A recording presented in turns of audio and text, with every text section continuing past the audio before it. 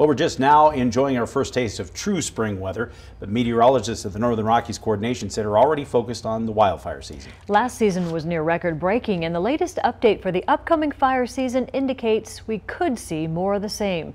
Meteorologist Russ Thomas has more on what we can expect.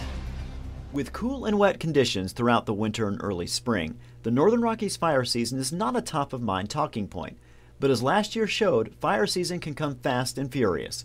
The long-term projection doesn't paint a pretty picture, but we are at a good starting point. We do have our best snowpacks in the mountains since 1997. All that moisture is going to help keep our fire potential at average levels through May and June. In fact, the sheer volume of snow in the higher elevations will likely delay the start of fire season, even if we do see a flash drought like we experienced in early July last year. The real guesswork begins with what happens after that. We would expect at least above average fire potential to return the latter half of July, which would be a couple of weeks later than last year. The cause of this is a transition from La Nina into what is called isoclimatic conditions, the same transition experienced in 2017.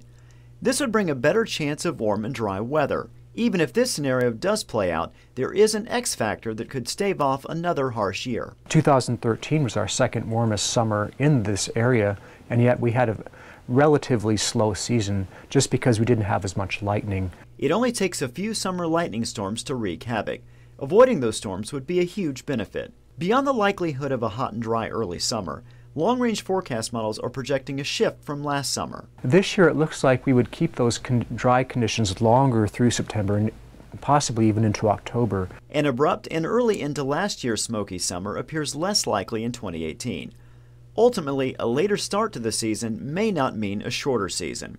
In Missoula, Russ Thomas, MTN News. Predictive Service meteorologists provide an updated fire season outlook every month through June and more frequently as the season progresses.